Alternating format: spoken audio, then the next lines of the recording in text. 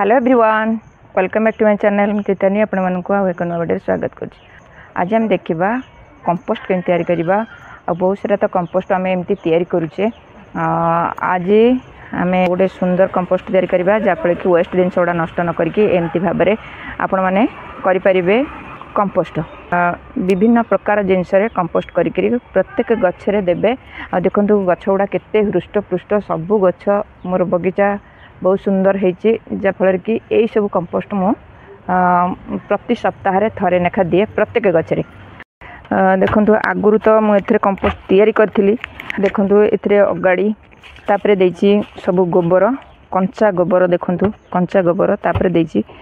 मु पियाजर चोपा सब देची परिवा चोपा सब प्रकार पकई आउ रखी भी कंचा गोबर विहन विहनर जो कुंडा बाहर एथिरे होची मुग चोपा। देखो मुग चोपा एगुड़ा सब बादाम बादाम गुड़ा वेस्ट हो जाए सब पियाज चोपा परिवा चोपा आउ रबी मुग कोलथर चोपा एथिरे भी रही। देखो रबी मुग कोलथ सब प्रकार चोपा रही। एथिरे खाली रबी कणी गुड़ा रही। देखो केते सुंदर तार सब कंपोस्ट होगापाई आपण मानकर जदि अच्छी यही वेस्ट जिनस नष्ट न करी आपको कंपोस्ट कर दिंतु। 3 मासरे कंपोस्ट हो बहुत सुंदर। नाले आपण मैंने जदि अल्प कंपोस्ट करने चाहते ताहले मासे भितर ये कंपोस्ट पूरा बढ़े से हो। मु तो देखो 2टा ड्रम रे एगुड़ा सब करी देखा आपण मानू एथे भी करची कंपोस्ट फुल अच्छी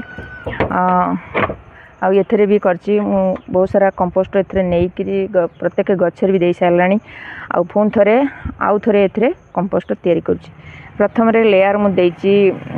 परिवा चोपार सबू वेस्ट जिनस आउ बाड़ी रे जो देखो जो घास सब आमर बाहर बाड़ी रे सब कटा हो घास से घास को गोटे लेयर देची तले तापर देची आपण मैंने देखले तो पूरा अगाड़ी गुरा पूरा बस्ता ही पूरा देची अगाड़ी स्टेप बाय स्टेप रे सब देची देची कंचा गोबर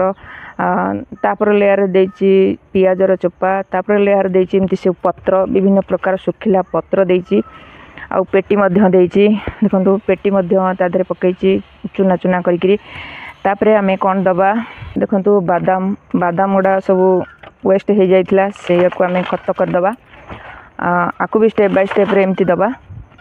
यही भाव में चारिकर को मड़े एमती दे परिवा। तापरे आमे दबा मुग चोपार गोटे लेयर एमती दबा। तापरे किछि पेपर चारिआड को मड़े एमती दबा। आपण पाखरे जदि जेकोसी पेपर किंबा पेटी थाए ताहले न फोपाड़े एमती भाव में कंपोस्ट करेंगे। देखो आम पियाजर चोपा को ये भाव में आम दबा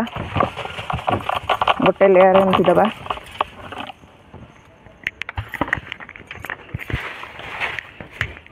चारिआड को मड़े ये भाव में दबा। तापर भी पुणी से प्रोसेस रे ये चोपा को एमती दबा।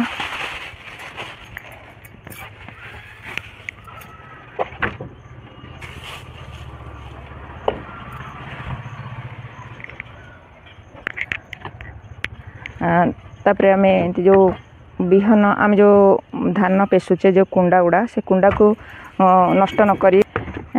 गाई गोरु नहांती ताले ये भाव में कंपोस्ट करके गछ दे पारे। देखो गोटे लेयर ये भाव में भल से देदेवे। पियाजटा बहुत कैल्शियम आधे रही गछ को उर्वर कर बहुत सारा आधे विटामिन जगैब। चलतु तापर आम कौन दबा पुणी टिके गोबर कंचा गोबर दबा। तो ये भाव में कंचा गोबर गोटे लेयर एमती दबा चारिपट को मड़े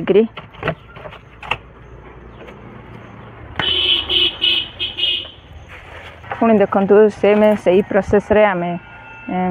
से रबी कोलथ चोपा को दबा।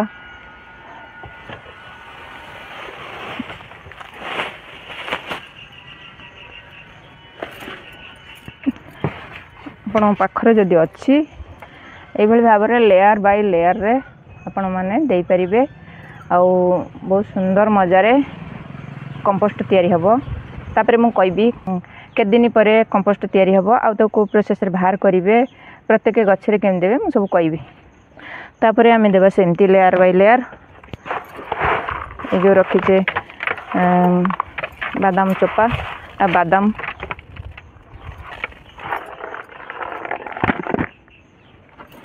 तार से प्रोसेस रे आम देवा पियाजर चोपा आम आगुरी सब दे देचे घास सुखिला पत्र से सब को आउ आवश्यक नाई युवा जो दबा ऊपर लेयर बाय लेयर दबा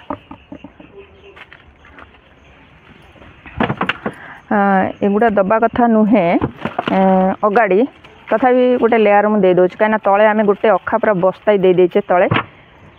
अगाड़ी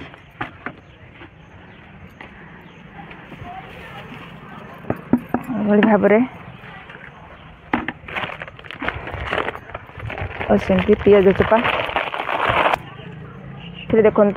सब प्रकार पड़ी माने बिरी चोपा ए पड़ी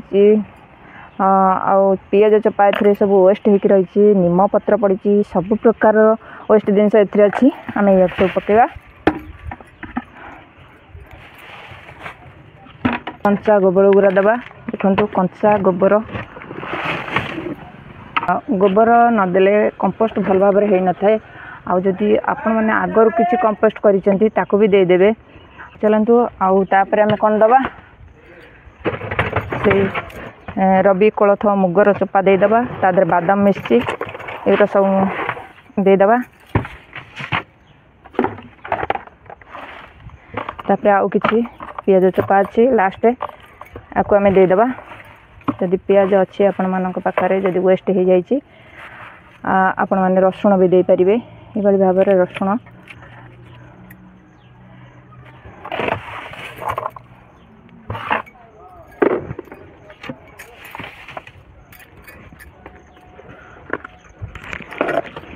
और लास्ट रे आपण मान देबे अगाड़ी देदेवे एमती चारिपट को अगाड़ी देबे तापर आपण माने कौन करेंगे कही दूची आम सब प्रकार जिनस एमती लेयर बाय लेयर देदेले आपण मानकर जो डेली डेली परिवा चोपा बाहर जेकोसी वेस्ट जिनस बाहर धर रबी मुग कोलथ सुजी एगुड़ा सब यही रेनी सीजन रे पोक हो जाए फोपा न फोपाड़ी आपण मैंने एमती वेस्ट जिनस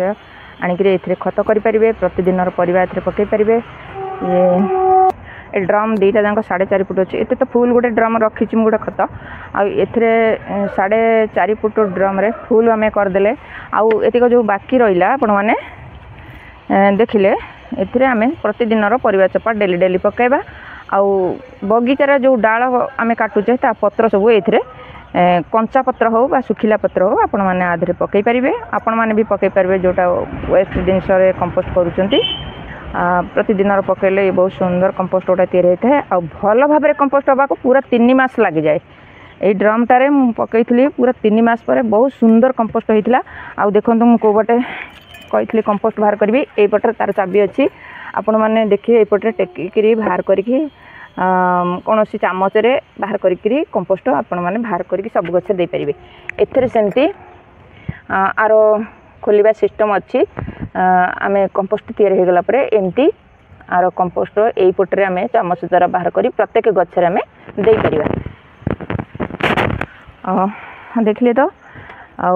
आकु छाई जगार रखिए जमी वर्षा पानी आधे न पड़े आ वर्षा पानी पड़े ए पोक हो जावर संभावना थाए जदि पोक हो जाऊँगी आपण तो निम पत्र देते पोक हेनी आदि पानी वर्षा पानी पड़ुची तो पोक निश्चिंत हम आपको वर्षा जगार के रखिए छाई जगार रखिए आ वर्षा न पड़ुवा जगार रखिए जदि पोक पड़ुची ताले पोक मरा औषध आपण मैंने जो गच्छे पकाउछनी से गछ पोक मरा औषध आधे देदेवे गुड़ दही गोलैकि आपण मैंने देदेवे जहाँफल कि गंध हम ना कि पोक हम ना देखिले तो आपण मानकर जदि अच्छी यही भाव में कंपोस्ट तैयारी करी प्रत्येक गच्छे दिंतु आ जदि मोर भिडियोटा आपण मानक भल लगी था लाइक कमेंट शेयर करेंगे आ मो चैनल जदि आपण माने नुआ देखुंत ताल गोटे सब्सक्राइब करेंगे आज एति पुणी आसबि आउ एक नुआ वीडियो नुआ टॉपिक सहित से पर्यंत गछ लगो था भले था जय जगन्नाथ आपको भल से पानी दे घोड़े छाई जगह रखी दिंतु।